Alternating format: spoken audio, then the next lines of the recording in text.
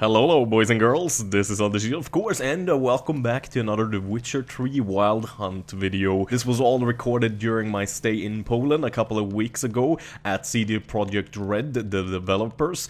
If you haven't already watched the previous 2 episodes in this 3-episode series, you should go and do so. The first one is just pure gameplay, riding around in the open world so you can see how seamless it is and without any kind of loading screens or similar. And the second one is obviously of the developer interview I had, and excuse my very unprofessional way of conducting my interviews. I'm not especially used to those, but make sure you check those out before you keep on watching this video if you already haven't watched them. A couple of disclaimers first. This was obviously played on PC, but we had to use Xbox controllers, so choppy movements and weird movements and similar is all to blame on me, because I simply do not know how to play with a controller.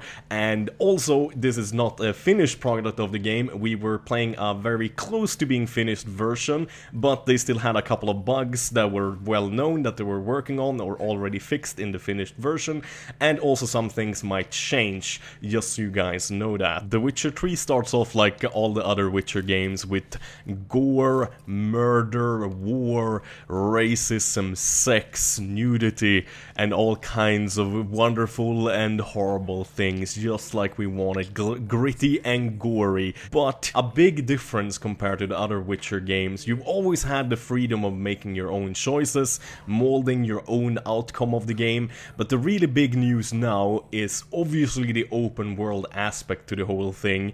The first thing you get to see is a small little training area up in the mountains, obviously, where the Witchers live at Karamoren, their castle. I'm probably pronouncing this pretty horribly, I'm so sorry for butchering it, but you start off with a kind of a training session, a couple of 10-20 minutes of kind of just learning the game, just trying to ease in newcomers to the game and kind of teach people how to play it and even use some of the new abilities and similar things. Then you quickly go out in the big open world. You start off with a small portion of the big open world that is called the White Orchid. This is where you're gonna spend your first 2 to 10 hours, depending on how much you want to explore, how many side quests you want to do, how much you want to go out in the forest and just find random monster dungeons or hidden treasures and similar.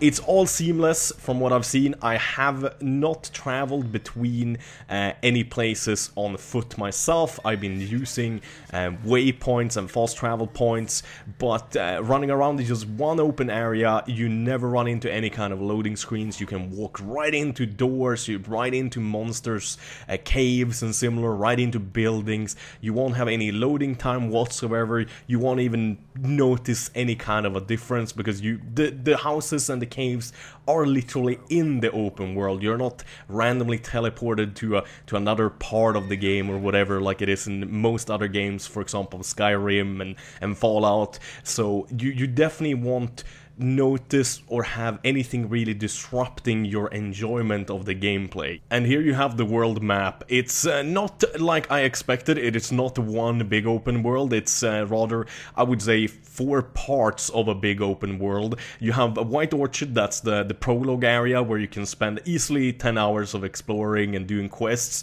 if you make sure to do everything, maybe even more. The Royal Palace in Visima, that's mostly just cutscenes and walking about, changing some clothes and getting a beard shaved. Then you have Velen, aka No Man's Land, and also Novigrad, that is the city. Those are the 2 absolutely biggest open areas. The city is glorious, No Man's Land is just disgustingly beautiful to explore. And then also the Skellige Isles, that is a big island with a bunch of smaller islands surrounding it, which you sail to, and you can also swim between the islands and explore freely. The combat in Witcher 3 Wild Hunt is definitely good. It's not something I would call a masterpiece. It's not something I enjoy greatly, especially not when I had to play with the controller, obviously, since I completely suck at the controller. But let's be honest, I'm a big Witcher fan. I loved The Witcher 1, loved Witcher 2, and the combat has never really been good. I think a good example to pull up here is that you play the Witcher games for the looks, for the feel, for the atmosphere, just general quest voice acting, timing, everything like that is so gloriously well done that the combat doesn't have to be that groundbreaking, that impressive, or that cool to look at or fun to do. But with that said, the combat is definitely fun. You will have some good times, especially since a lot of monsters fight very differently from each and other. Some animals like bears fight obviously different from monsters, and humans that fight different basically compared to everyone else, depending on what kind of weapons they have, if they're big, if they're slow, if they're quick. All that kind of stuff actually adds into making a somewhat interesting combat system, into making it a lot more enjoyable and a lot more fun. When it comes to the difficulty levels, you're definitely not going to be disappointed if you want to try hard as heck.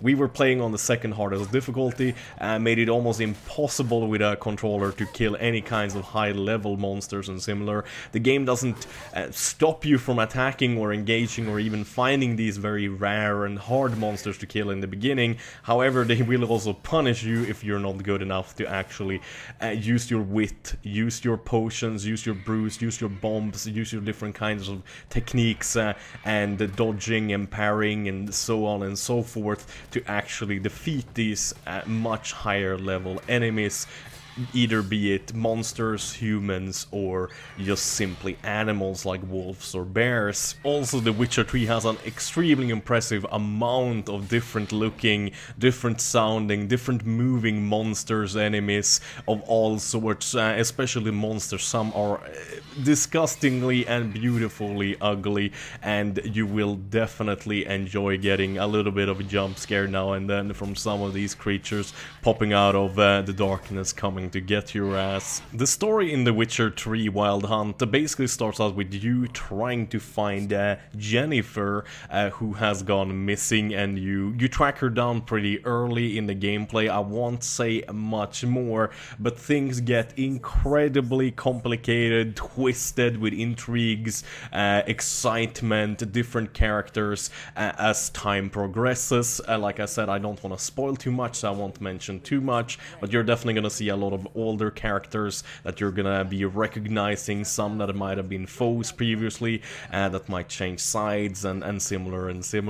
The whole storyline, I tried to not spoil too much for myself, to be honest. I'm sorry, even if I wanted, I couldn't really give you too much meat on your bones, so to say, when it comes to the storyline, but I can tell you that everything from voice acting to scenographic, basically how the camera is moving, panning over different characters whilst they're talking, the voice acting itself, the story itself is incredibly interesting. It just literally sucks you into the game. You kind of almost forget about time and space, so this is definitely the kind of game to get if you just want to kind of go into this dream world and enjoy this magnificent adventure and just kind of forget about the real world for a little bit of a time. All of the voice acting is extremely well done. I haven't noticed anything when they reuse the same person over and over again for different peasants and similar. Even characters that you can't really interact with will randomly say things when you pass by, a lot deeper, and making it feel a lot more alive than any other game I believe I played to this day. Actually, the immersion is just phenomenal, and everything, like I said, from voice acting to storyline, to how things look like and how they behave and how they feel, all feel very fluently, all feel very exciting, very real, very, it just pulls you into the game simply and makes you enjoy it even more for what it is. And that's really what the Witcher games have been about for the longest time, at least in my opinion. Like I talked about earlier in the game, you do have a great choice between difficulty levels. You have easy, medium, hard, and very hard, and obviously very hard is very, very hard.